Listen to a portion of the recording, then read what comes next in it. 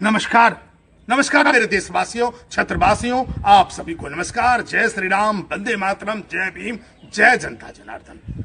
आज पुनः आपके सामने हाजिर हूं कुछ विचारणीय प्रश्न और उस प्रश्नों के साथ पर गहन चिंतन और एक चर्चा आरंभ करता हूं। आजकल कुछ शहरों, कुछ नामचीन व्यक्तियों, कुछ विरोधी पार्टियों के पार्टी प्रवक्ताओं और मोदी फोबिया रोग से ग्रसित कुछ विचारकों को टीवी पर, सोशल मीडिया में लंबी चौड़ी बातें, मोदी विरोध, सरकार विरोध की बातें सुनकर बहुत मन विचलित हो जाता है। खैर, सबकी अपनी अपनी राजनीति है, राजनीति करनी भी चाहिए, लेकिन मुझे उनकी राजनीति करने पर प्रश्न नहीं है। मुझे दुख तब होता है जब कोई व्यक्ति देश सेवा में ईमानदारी से, दृढ़ता से, मजबूती से दिन रात 365 दिन देश की जनता की सेवा में काम कर रहा हो और उनका काम दिखता भी हो, लेकिन केवल राजनीति करने के लिए बेवजह निजी प्रहार करेंगे, आलोचना करेंगे, ओछी राजनीति करेंगे तो मन बहुत व्यथित हो जाता है। आप राजनीति करिए, अंधा मत बनिए। आप राजनीति करिए, बहरा मत बनिए।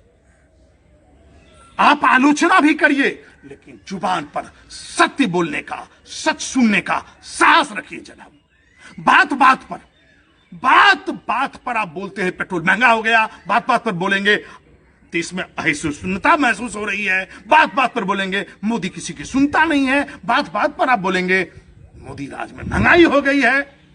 तो कान खोलकर सुनिए मेरा जवाब, एक सामान्य नागरिक का जवाब। ऐसा पूछने वाले, क्या आपने कभी सोचा है कि किसानों से 1900 रुपया प्रति क्विंटल गेहूं खरीदकर देश के गरीबों मजदूरों को 2 रुपया किलो में वितरण कर रही है सरकार? क्या आपने कभी सोचा है कि 1800 रुपया धान खरीदकर, प्रति क्विंटल खरीदकर 3 रुपया किलो में देश के गरीबों मजदूरों को चावल वितरण कर रही है सरकार? क्या आपने कभी सोचा है कि महंगे केरोसिन तेल खरीदकर सस्ती में क्यों दे रही है सरकार? क्या आपने कभी सोचा है कि गरीबों को मुफ्त सिलेंडर गैस क्यों और कहां से दे रही है सरकार? क्या आपने कभी सोचा है कि करोड़ों परिवारों को शौचालय सुविधा क्यों और कैसे मिल रही है?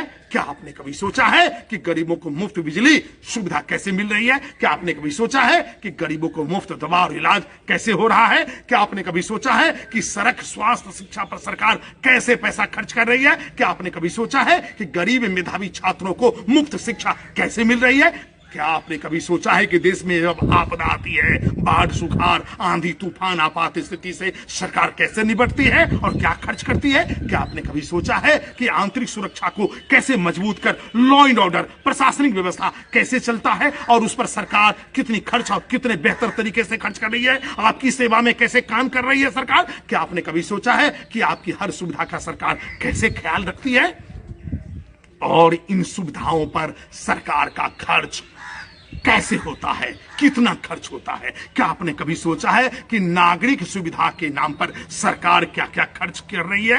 क्या आपने कभी सोचा है कि देश की सीमा सुरक्षा कैसे होती है और उस पर सरकार की खर्च क्या करती है? क्या आपने कभी सोचा है कि गरीबों, मजदूरों, किसानों, युवाओं, छात्रों, महिलाओं पर सरकार कितना खर्च कर रही है और सरकार की कितनी कल्याणकारी योजनाएं चल रही है? कई सारे सवाल और अनकहे कई सारे सवाल हैं।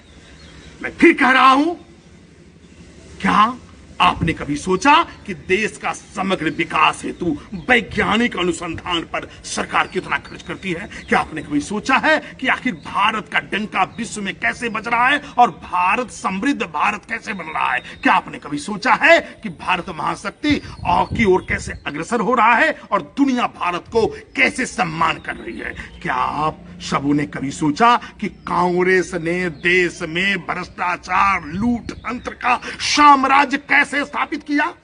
क्या आपने कभी सोचा कि देश में गरीबों, किसानों, मजदूरों, उद्यमियों को कांग्रेस 70 वर्षों से कैसे शोषण करती आ रही है? ये सब समझने का शायद आपके पास वक्त नहीं है और जो लोग ये समझते हैं उन्हें मोदी भक्त कहा जाता है, अंधभक्त कहा जाता है, जबकि यह सच बोलने वाले ही राष्ट्रभक्त हैं, देशभक्त हैं। माननीय प्रधानमंत्री जी राष्ट्र की सेवा कर रहे हैं, देश और देश की जनता को ईमानदारी से जन जन के हितों में, कल्याण में अपने को समर्पित किए हुए। महात्मा गांधी राष्ट्रपिता हो सकते हैं, नेहरू देश के चाचा हो सकते हैं, ममता बनर्जी देश की दीदी बन सकती है, मायावती बहन हो सकती है, जयललिता देश की अम्मा बन सकती है, अखिलेश यादव देश के भैया बन सकते हैं, लालू यादव सामाजिक न्याय का नेता कहला सकता है, सोनिया गांधी देश की बहू बन सकती है, लेकिन सिर्फ नरेंद्र मोदी देश का बेटा नहीं बन सकता है। क्यों भाई, आखिर इतनी नफरत क्यों करते हो मोदी जी से? सवाल दाल महंगाई का नहीं है, बल्कि मोदी जी के सामने किसी की दाल नहीं गल रही है। मोदी जी ने सभी भ्रष्टाचारियों की राजनीतिक दुकान बंद कर दी है। इसीलिए मोदी जी के द्वारा किए जा रहे विकास कार्य नहीं दिख रहे हैं, मोदी जी का काम नहीं दिख रहा है, मोदी जी सरकार द्वारा संचालित कल्याणकारी विकास योजनाएं नहीं दिख रही है। लॉकडाउन 4 चल रहा है, कोविड-19 से पूरा देश और पूरी दुनिया तबाह हो रही है। माननीय प्रधानमंत्री जी ने कहा है घर में रहिए, सोशल डिस्टेंस रखिएगा, तो निश्चित रूप से कोरोना हारेगा, भारत जीतेगा। जय हिंद, जय भारत, जय श्री राम।